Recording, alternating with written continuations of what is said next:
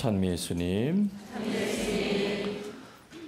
오늘 여기 오신 여러분들은 분명히 초대받아 오셨다는 것을 믿기 바랍니다. 제가 어디서 사목하고 있는지 아시죠? 감곡, 매개, 성모, 순례지. 매개라고 하는 말은 고유명사입니다. 찔레과에 속한 장미의 이름입니다.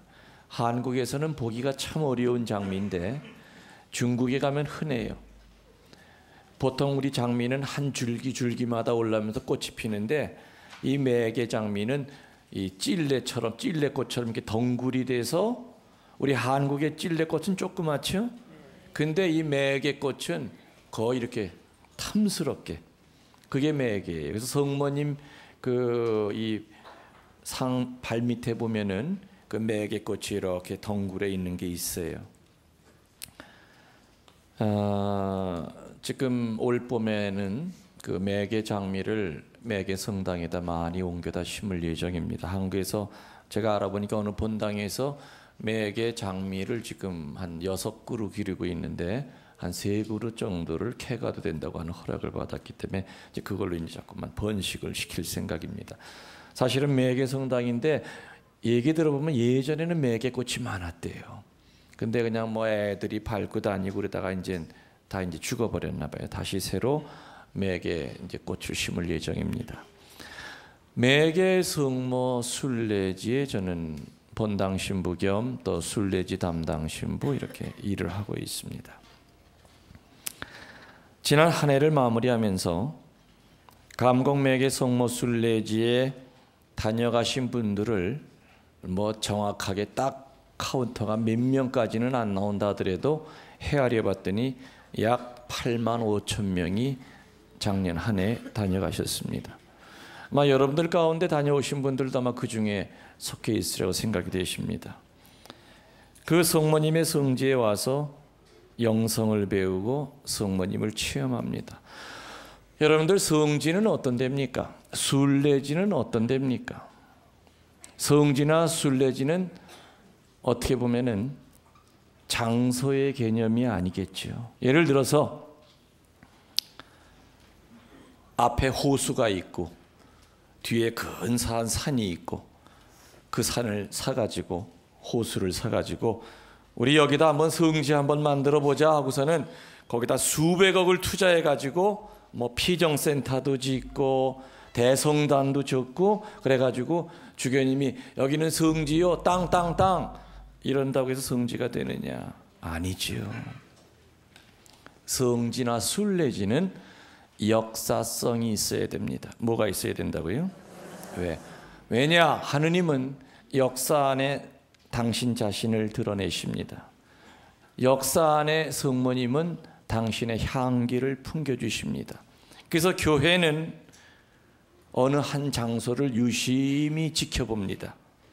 그것이 때로는 100년이 될 때도 있고 200년이 될 때도 있으면서 그 한 장소에서 일어나는 여러 가지 사인을 분별을 합니다. 그래서 긴 세월이 지나고 난 다음에 이 장소는 특별히 하느님이 선택하신 홀리랜드다, 거룩한 땅이다 하고 분별이 되면은 그때 교회는 장엄하게 이것은 순교자의 성지다 아니면 성모님의 성지다 이렇게 선포를 하면서 사제 수도자 평신도들이 그곳에 와서 기도하고 은혜 받기를 강력히 권고를 합니다. 그래서 사실 교회는 성지를 만들거나 순례지를 만들거나 아니면은 성인 성녀들을 성인 성녀품에 올리는데 대단히 인색합니다. 그 얘기는 뭐냐면은 신중하다 그 뜻입니다. 여러분들이 다녀오셨던 분도 계시겠지만은 메주고리는 대단히 큰 성지이지만은 아직도 정식으로 성지로 선포된 적이 없습니다. 그렇죠? 수많은 주교님들이 가시고 수많은 사제들이 가요. 근데 메주고리는 참으로 신비한 데입니다. 사제건 수도자건 아이들이건 거기만 갔다 오면 변해요. 지금 베네딕토 16세 교황께서 요한 바오로 2세 밑에서 신앙 성성 장관을 하셨습니다. 그때 베네딕토 16세가 요한 바오로 2세에게 질문을 했습니다. 교황님, 너무나 많은 사제 수도자들, 고위 성직자들이 메주거리를 가고 있는데 아직 선포도 안 된 데인데 교황님의 개인 생각은 어떠십니까? 그러니까는 요한 바오로 2세가 뭐라고 그러셨느냐? 내가 교황이 아니었다면 나도 벌써 다녀왔을 것이다. 그 말 한마디는 뭡니까? 아직 선포는 안 됐어도 그 장소는 분명히 성모님의 특별한 역사가 있는 곳이라는 것을 허락하셨다는 그 뜻이겠죠. 다시 말하면은 메주거리 갔다 오신 분은 아시겠지만 거기가 경치가 좋습니까? 아니에요. 성모님 발현산에 가보면 그냥 돌산이에요. 다시 말하면은 나무 한 그룹 풀 한 폭이 없어도 그곳에 순교자의 피가 흘러내렸으면 거기는 성지예요. 그러나 수백억을 투자해서 기가 막힌 조경을 꾸며놓는다 하더라도 거기에 영성이 없으면 그건 성지나 순례지가 아니다 그 뜻입니다. 제가 있는 감곡맥의 성모 순례지는 110년 만에 순례지로 선포가 됐어요. 110년 만에. 그래서 영성이 있습니다. 제가 이 강의를 9월 달에 시작할 때 아마 감곡 성모 순례지에 대한 이야기를 아마 제가 강의를 한 적이 있는데 아마 못 들으신 분도 계시기 때문에 아주 뼈대만 내가 5가지만 얘기합니다. 왜 거기가 한국에서 성모 순례지, 역사성을 지닌 성모 순례지라고 한 해에 9만 명, 10만 명이 찾아오고 그것에 와서 수많은 사람들이 체험하고 치유를 받고 한 번 왔던 사람은 다시 또 다른 사람을 데리고 와야만 되는 그런 성지로 됐는가? 감곡맥의 성모 순례지에는 5개의 큰 영성이 있죠. 첫 번째는 111년 전에 성모님께서 직접 잡으신 터입니다. 루르드 출신 사제가 그곳에 와서 그 성당을 세웠고 그 성당 6만 평 그 땅도 사람의 힘으로 잡은 터가 아니라 성모님이 직접 잡으신 터입니다. 뭐 거기에 대한 부연 설명은 테이프 사서 들으세요. 그거 얘기하려면 뭐 그거 얘기만 해도 한 몇 시간 걸리기 때문에 할 수가 없어요. 첫 번째가 뭐라고요? 111년 전에 성모님께서 직접 잡으신 터다. 그게 감곡성당 성모순례지 첫 번째 영성입니다. 그래서 감곡성당은 철저하게 루르드와 연결이 되어 있어요. 루르드 출신 신부님이 와서 그 성당을 세우셨고 루르드에서 성모님을 모셔다가 제대 위에 올려놓고 그 성모님을 통해서 많은 기적이 일어났죠. 눈물을 흘리셨던 성모님, 인민군들의 그 총알을 맞고도 끝까지 버티셨던 성모님, 수많은 사람들이 그 성모님 앞에 와가지고 치유를 받고 은혜를 받고 돌아갔던 그 성모님.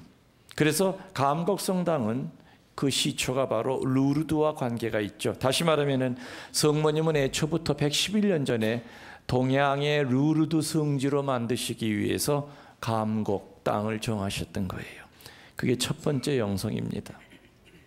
두 번째, 왜 거기가 성모 순례지일까요? 두 번째는 111년 동안 성모님과 관련이 된 수많은 기적과 신비가 있는 것입니다. 그 신비와 기적은 지금까지도 내려옵니다. 저는 하루에도 수많은 전화를 받습니다. 신부님 지난번 기도 참여 예배 갔다가 그때 들것에 실려갔는데 한 달 사이에 치유가 된 거예요. 신부님 의사 이거 다 해서 보내겠습니다. 서류로 와요. 의사 증명이 가능한 거죠. 그런 기적들이 수도 없이 일어납니다. 누구를 죽이고 싶도록 미웠는데 성모님 성지에 와서 치유가 되는, 내적 치유가 되는 거죠. 온몸이 다 병구댕이였는데 육이 치유가 돼요. 그래서 111년 동안 성모님과 관련된 수많은 기적과 신비가 있는 것이 바로 거기다. 그게 바로 두 번째 이유예요. 세 번째 이유는 111년 동안 한국에서 가장 많은 사제 수도자가 나오는 것입니다. 한국에서 신부 수녀 제일 많이 나오는데 어디 하고 판공성사 문제지에 나오면은 1번 감곡, 2번 대치동, 3번 일산, 4번 안양 비산동. 그러면은 정답이 어디요? 그렇죠. 감곡성당이. 그렇게 적으시면 되는 거예요. 네 번째로 왜 거기가 성모님의 성지요 순례지가 될 수밖에 없느냐. 첫째가 뭐라 그랬죠? 어디 앞에 것도 다 잃어버리시나 한번 좀 봐야 되겠다. 예? 두 번째는 세 번째는 네 번째는 한국 최초의 성체대회가 그곳에서 열렸습니다. 그게 바로 1914년에 한국 최초의 성체대회가 감곡에서 시작이 됐고 작년에 90차 또 헷갈린다. 89차 올해가 이제 90차 됐네요. 이제 90차 할 겁니다. 그냥 그 성당을 세우신 신부님이 누구라고 그랬죠? 프랑스 선교사 잉가밀로 신부님은 늘 신자들에게 두 가지의 영성을 주시려고 애를 썼어요. 성체는 교회의 중심이고 성체를 지키는 울타리가 바로 성모 신심이. 그래서 임 신부님은 그곳에서 51년 동안 본당 신부를 하시면서 신자들에게 그 성체 신심과 성모 신심에 대해서 철저한 교육을 시켰습니다. 지금도 감국 신자들은 미사 전에 묵주를 들고 묵주 기도를 하는데 한 단 한 단이 끝날 때마다 성모님을 부르는 노래를 하죠. 묵주 기도 한 단이 다 끝나고 나면은 어떻게 해요? 내 묵주 어디 갔지? 빠졌나 보네. 에? 아니 여기 있어. 감국 신자들은 묵주 기도가 끝나고 나면은 손을 이렇게 들고 성모님 엄마 찾는 노래 아시죠? 아베 아베 아베 마리아 아베 아베 아베 마리아. 그 전통이 예전부터 지금까지 내려와요. 10월 달 성체 대회가 시작이 될 때는 원래는 10월 7일 날 로사리오 축일날 했었어요. 근데 10월 7일을 하다 보니까 10월 7일이 일요일이 걸릴 때도 있고 월요일이 걸릴 때도 있어요. 그러니까 신부님들이 못 오는 거야. 그래가지고 4년 전부터는 10월 7일을 앞둔 목요일. 그래서 4년 전부터 항상 그렇게 올해도 마찬가지예요. 10월 7일을 앞둔 목요일. 그러면은 뭐 문제가 없죠. 주말이 아니니까. 그래서 10월 7일을 앞둔 그 목요일 성체 대회가 시작이 될 때는 감곡 신자들은 저도 석 달 전부터 성체 대회 준비를 합니다. 특별히 성체를 가까이서 이렇게 그 도우미들이 있죠. 신자들 가운데 신심 깊은 양반들. 그분들은 누가 시킨 게 아니에요. 적어도 석 달 전부터 부부들이 땀방을 쓰기 시작합니다. 무슨 얘기인지 아시죠? 금욕 생활을 하면서 내가 성체 옆에서 성체 대회 때 중요한 도움이기 때문에 그런 준비는 자기 아버지 때도 그런 걸 받고 또 할아버지 때부터 봐와서 그냥 내려오는 거예요. 성체 옆에 봉사하는 사람은 절대 부부 생활하면 안 된다. 적어도 몇 달 전부터.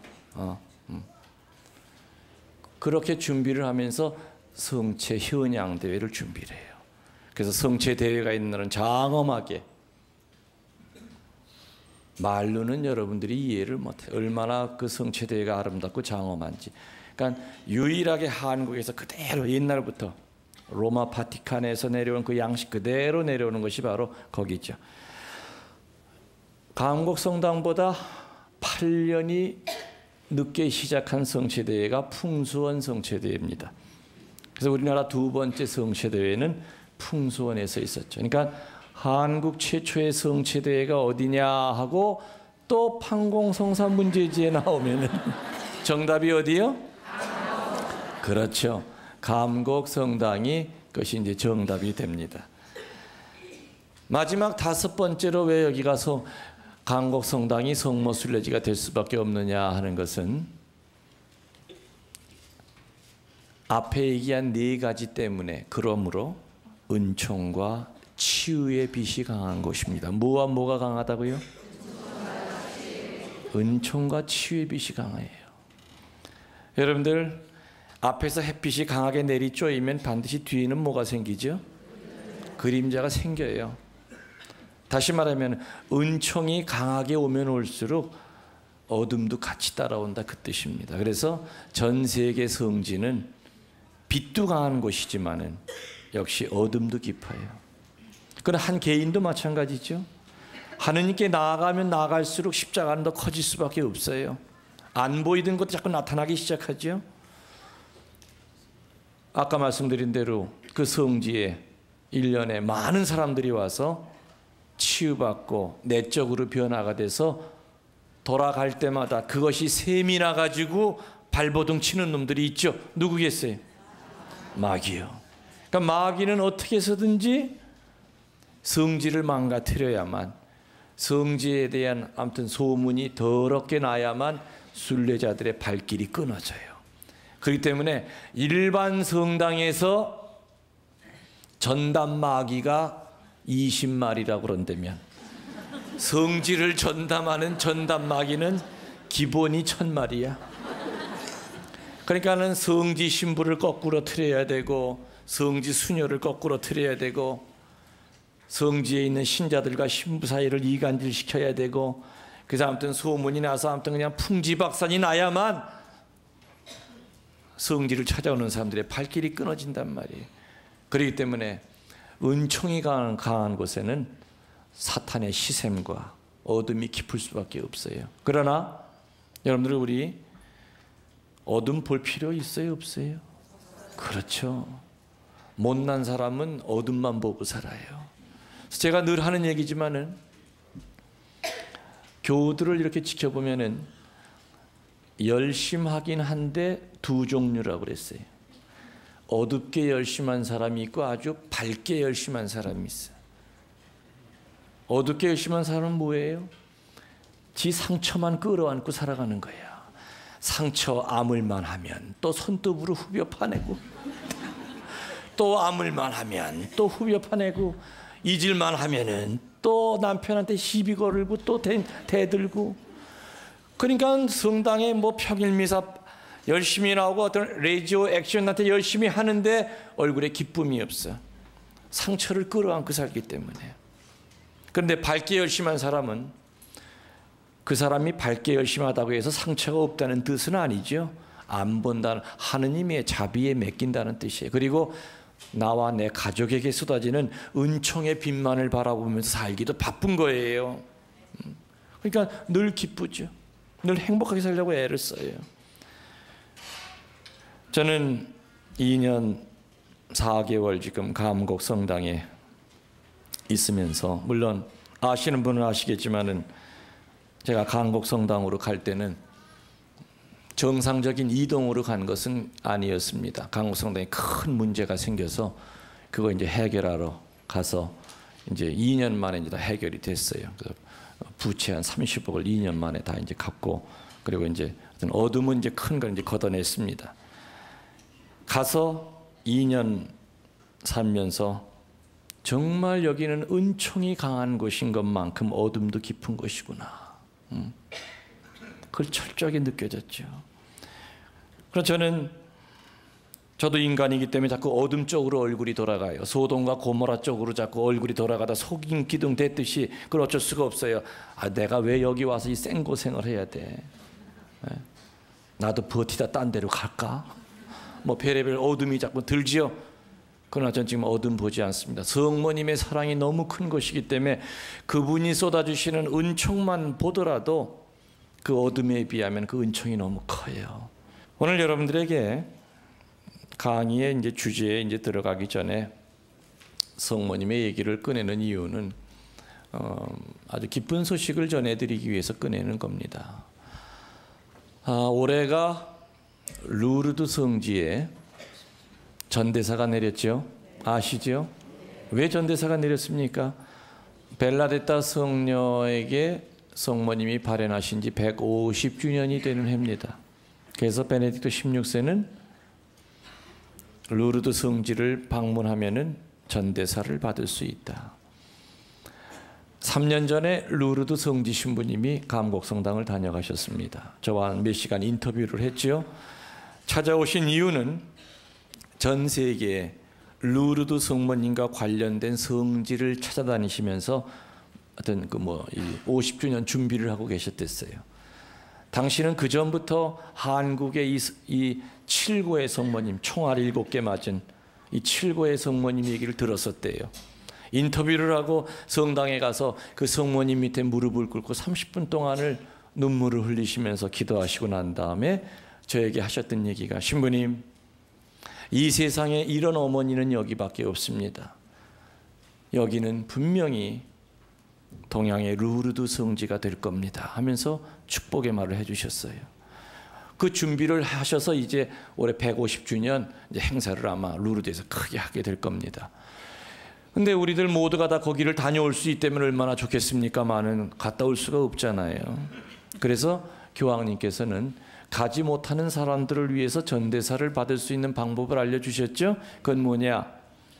2월 2일부터 2월 11일 9일 동안 루르드 성모님과 관련이 있는 특별한 성당이라든지 성지를 방문하면은 똑같이 루르드에 가지 않아도 전대사를 받을 수가 있다.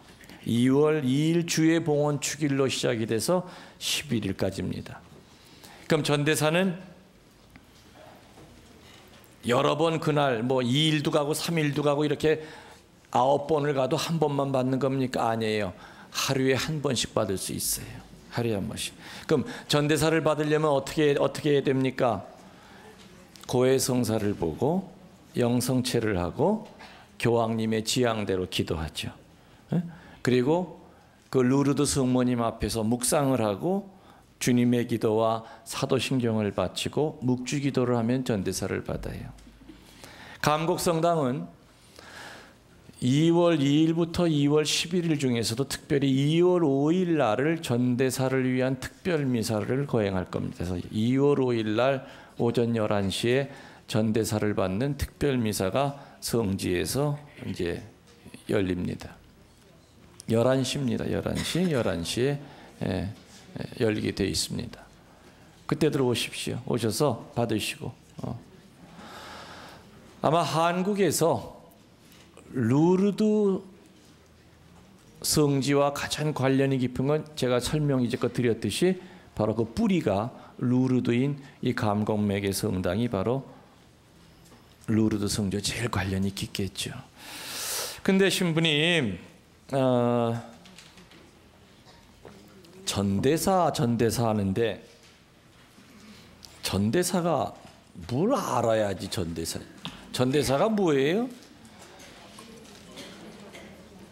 전두환 씨가 보낸 대사가 전대사예요? 예? 아니에요? 그럼 뭘 전대사라고 그래요? 전대사. 이번 기회에 여러분들이 전대사가 뭔지 좀 확실히 알아두세요. 잠깐 쉽게 설명해 드릴 테니까. 라틴어로는 인덜전스라고 그러는데 그건 뭐냐면은 우리들이 죄를 지면 성사를 보시지요. 성사 보고 나면 신부님이 보석을 드립니다. 자매님 묵주기도 한 번 하세요. 신부님이 나한테 준 건 묵주기도 한 번이에요. 그런데 하느님이 보실 때 실제로는 5번을 해야 돼. 신부님은 정확히 몰라요. 이 사람의 죄에 대한 보석이 한 번을 해야 될지 5번이고 정확히 몰라요. 하여튼 사제가 주는 보석은 최소한의 보석이라고 생각하시면 돼요. 그러면 실제로 주님이 보시기에는 5번을 해야 되는데 그럼 몇 개가 남은 거예요? 그거를 잠벌이라고 그래요. 남아있는 벌. 그 잠벌이 계속해서 쌓이게 되겠죠. 그래서 우리들이 죽고 나면은 그 잠벌을 마저 다 할 때까지 어디 머무는 거예요? 그렇죠. 연옥에 머물러요. 그런데 교회는 전대사를 통해서 그때까지 살면서 쌓였던 그 잠벌을 한꺼번에 사해줘요. 무슨 얘기인지 아세요? 근데 그 전대사를 받을 때 본인이 가질 수도 있고 아니면은 연옥에 있는 영혼에게 양도할 수가 있어요. 돌아가신 친정 엄마가 천국에 있다면 위령미사하고 연도고 필요가 없는데 내 엄마가 지금 연옥에 계신 어딘지 모르잖아요. 만일에 연옥에서 지금도 그 잠벌에 대한 보석을 하고 계시다 그런다면은 내가 양도한 그 전대사를 통해서 그냥 한 번에 천국으로 들어갈 수 있다 그런다면 그것만큼 효도가 어디 있겠는가. 그래서 본인이 가질 수도 있고 또 죽은 영혼에게 자 보세요. 2월 2일부터 11일까지면은 9번을 전대사를 받을 수 있다 그 뜻입니다. 그렇죠?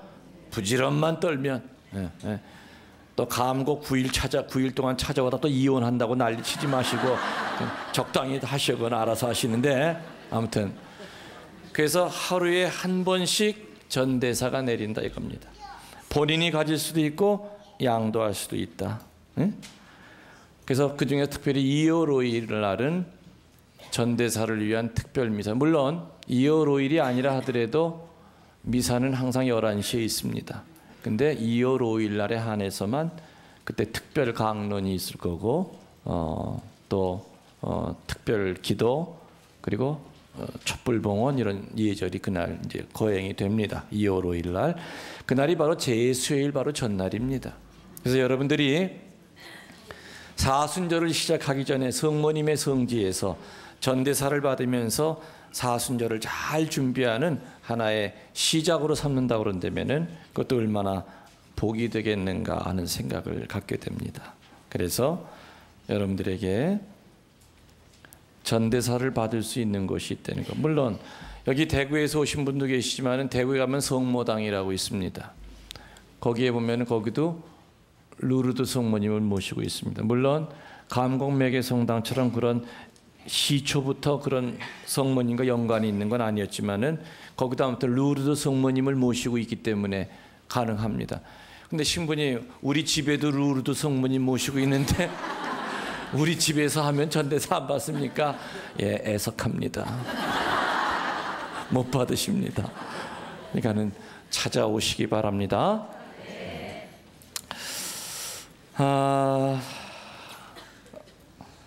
제가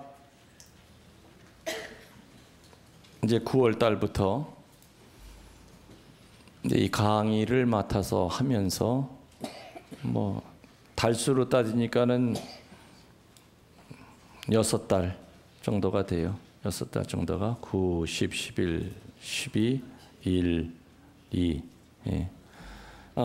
그럼 적어도 한 18번인가 한 17번 정도 이제 강의를 계속해서 이렇게 해왔는데 아마 제 강의를 들으신 분들 아니면 뭐 제 테이프를 통해서 들으신 분들은 신부님의 그 피정 스타일이 이렇구나 하는 거를 이렇게 미리 감을 잡으신 분들도 막 계실 겁니다.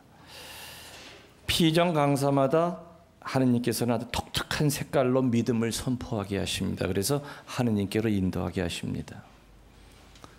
또 학자 신부들은 또 학자답게 이렇게 아주 이렇게 인도할 때가 있죠. 제각기 자기의 특징 그런 것이 있어요. 근데 제가 가지고 있는 제가 제 자신을 이렇게 그 피정 강사로 한 20년 동안 강의를 하면서 저는 평신도만 하는 것이 아니라 각계각층의 사람들을 또 그전에는 개신교회 가서도 강의했었고 절 쪽에 가서도 강의를 한 적이 있었고 많이 했지만은 제 강의의 특징을 제가 이렇게 한번 뒤돌아본다면은 첫 번째로는 쉽습니다. 어떻다고요? 네. 쉽고 중요한 것은 다른 모습으로 계속 반복을 해서 가리킵니다. 계속해서 반복을 해서 가리킵니다. 쉬우면서 반복적인 그런 강의를 합니다. 아마 주님께서 이 김신부에게 주신 탤런트가 있다면은 하느님의 나라와 예수님에 대해서 쉽게 풀이하는 것이 아닌가 하는 생각이 듭니다. 저는 늘 사목을 하면서 왜 우리 천주교에 이토록 냉담자가 많을까? 어느 본당이든지 냉담자가 50%에 육박합니다. 그리고 주일 지키는 신자들은 얼마나 되는지 아세요? 교적수의 3분의 1 이하예요. 3,000명 교적이면은 주일 지키는 사람은 800, 900명밖에 안 된다 그 뜻입니다. 그럼 나머진 다 어디가 있느냐 이거예요.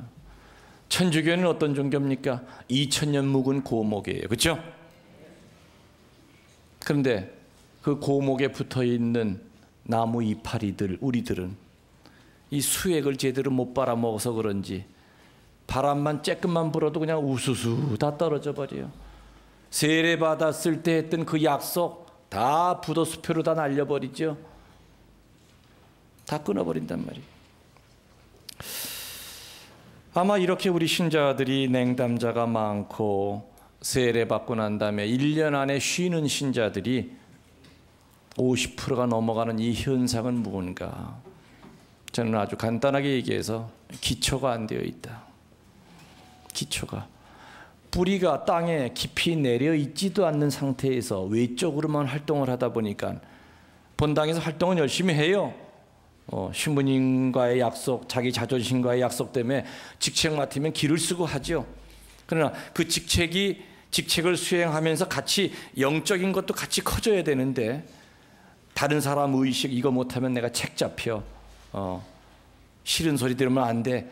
오로지 이런 쪽에만 관심을 가지고 하다 보니까 그 일 끝나고 나면은 참 저 형제 일은 아주 똑똑 부러지게 해. 그 소리를 들었을지 몰라도 영적으로 추수할 게 없는 거예요. 그러니까 허전하다 보니까 나중에는 주일 지키는 것도 버거워지는 거죠. 냉담 상태. 본당 총회장 했던 사람도 냉담에 빠진단 말이에요. 구리야 단장하던 사람도 여호와 증인에 끌려다닌단 말이에요. 이것이. 그러니까 우리 신자들이 뿌리는 깊지 않은 데다가 겉으로만 자꾸 돌다 보니까 순탄할 때는 그럭저럭 주일은 지키고 나가는데 한번 파도가 밀어치면은 그걸 믿음으로 이겨내야 되고 그 뿌리로서 이겨내야 되는데 그걸 견디질 못하고 하느님 찾기보다는 절집애를 먼저 찾고 점집애를 찾아다닌다 이거죠. 그래서 저는 늘 강의하면서 제 강의의 밑바탕에는 교리입니다. 천주교 교리입니다. 이 교리를 아주 쉽게 이유식으로 만들어서 거기에 제 사제적인 체험, 거기에 성령의 도우심 이런 것이 믹서가 돼서 여러분들한테 쉽게 전달을 하는 겁니다. 아주 쉽습니다. 그런데 이렇게 쉽게 설명한 것은 사실은 따지고 올라가 보면은 예수님도 설교 어렵게 하셨어요? 쉽게 하셨어요? 쉽게 하셨죠? 예수님을 쫓아다녔던 사람들이 다 천자만별 다 다른 사람들, 그 당시에도 많이 배운 사람, 일자무식인 사람, 별의별 사람이 다 있었지만은 어느 누구라도 쉽게 알아들을 수 있게 설명하셨죠. 포도나무 하나를 가지고도 하느님 나라를 설명했고, 그죠? 길에 있는 잡초 하나를 가지고도, 가라지 하나를 가지고도 왜 하느님이 악을 당장 죽이지 않고 그대로 내버려 두는지를 설명하셨어요. 밀과 가라지의 비유 아시죠? 농부가 뿌린 건 분명히 밀씨인데 가라지가 올라온단 말이에요. 처음에 농부는 그대로 내버려 두죠. 싹이 비슷해요. 밀씨랑 가라지 사이. 나중에 이것이 뿌리가 커져도 이 가라지라고 하는 놈이 밀뿌리를 감고 있기 때문에 그거 뽑다가는 가라지까지 같이 뽑아, 밀까지 같이 뽑아져 버리니까 내버려 두다가 나중에 추수 때가 되면 밀과 가라지를 짝짝 쪼갠다고 그랬습니다. 그래서 식물 세계에서는 아무리 세월이 지나도 가라지가 밀이 될 확률은 0입니다. 그렇죠? 그러나 영적인 세계에서는 회개만 한다면 잡초 같은 인생이 밀이 될 수 있고, 다시 말하면 악인이 성인이 될 수 있는 것이 영의 세계입니다. 그렇기 때문에 네 놈이 지금은 개판으로 살아도 나는 너를 믿어. 너도 언젠가는 성인이 될 수 있다고 믿기 때문에 그 악인들을 벌하지 않으시는 것이지, 만일에 그때 직결 심판을 하신다면은, 제가 늘 하는 얘기지만은 우리 이 중에 몸뚱아리 성할 사람이 어디 있겠는가? 그렇죠?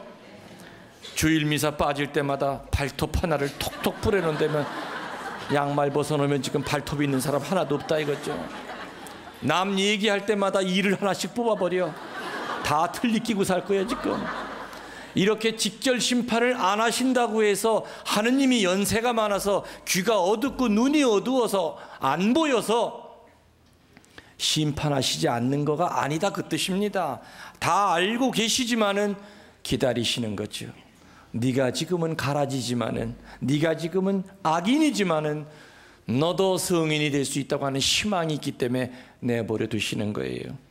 이러한 의무는 2000년 전에도 똑같았어요. 왜 죄인들이 존재하게 내버려 둘까?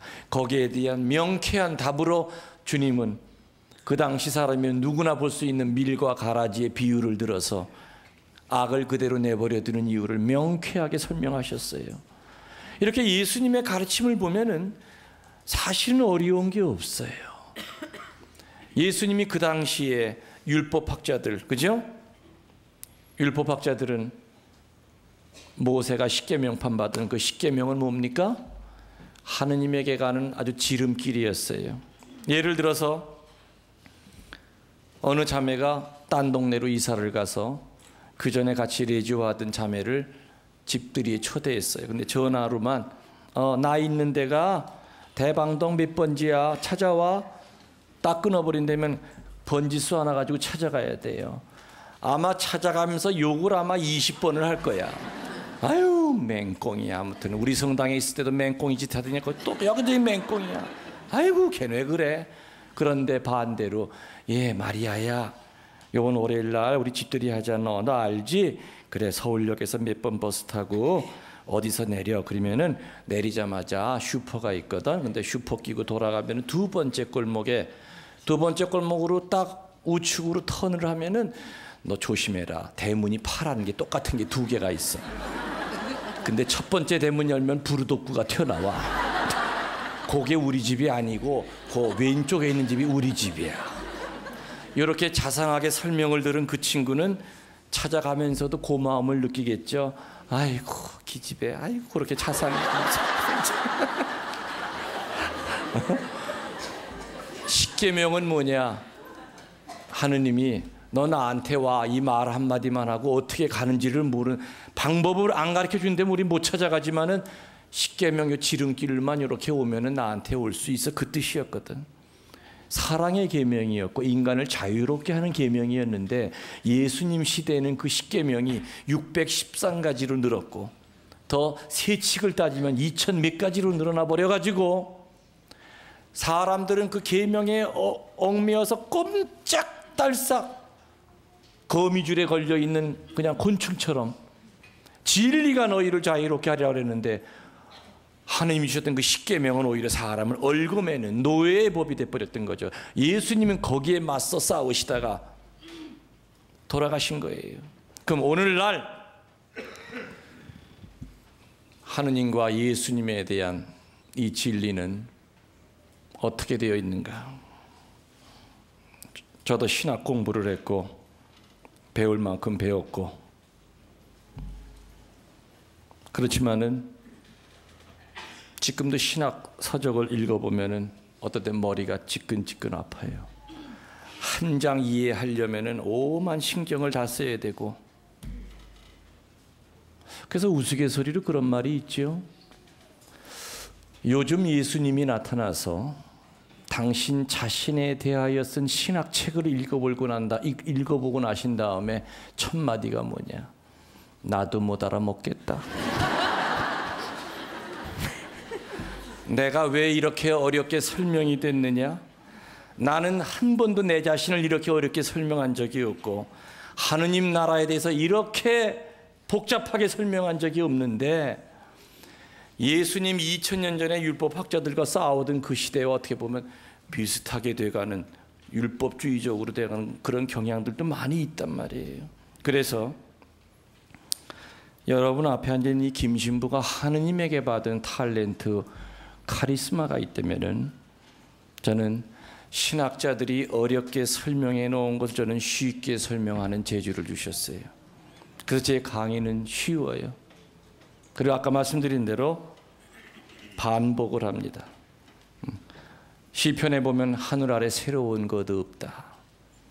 사람의 입에서 나오는 말이 특별한 게 어디 있겠습니까만은 중요한 것은 야고보서 1장 22절에 나오는 말대로 그저 듣기만 해서 속이는 사람이 되지 않기 위해서는 그 말씀이 내 심령 속에 깊이 심어져서 유사시에는 영적 싸움의 기회가 올 때는 행동으로 나타나야 돼요. 여러분들 군인들이 전쟁이 안 일어나도 왜 허구한 날 지겹게 똑같은 훈련을 하시는 이유 아시지요? 유사시에는 몸뚱아리가 자동으로 나가는 거예요. 훈련을 받다 보면은. 우리들도 죽을 때까지는 영적 싸움에서 분명히 자유롭지 못합니다. 유혹이 올 때마다 계속해서 말씀을 반복해서 듣다 보면은, 아, 요럴 때는 요 무기를 꺼내야 되겠다.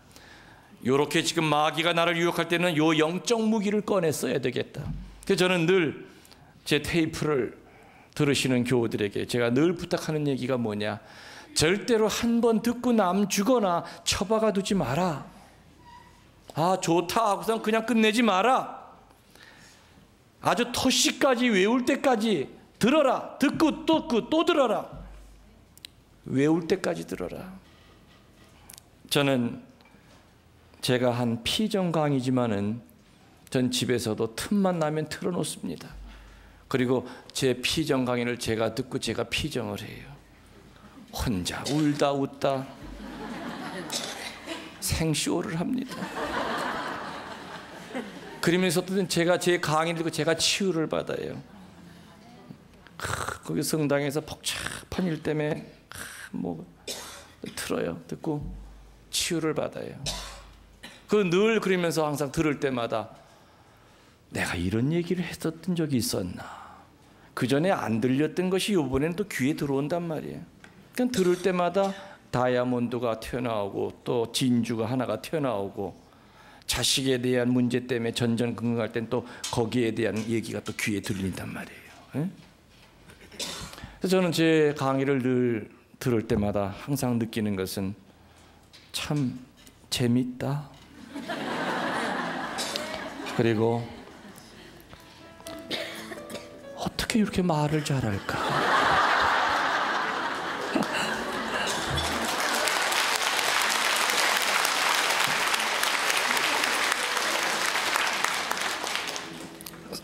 저는 나팔수지요. 그 재주를 주시는 것은 하느님이십니다.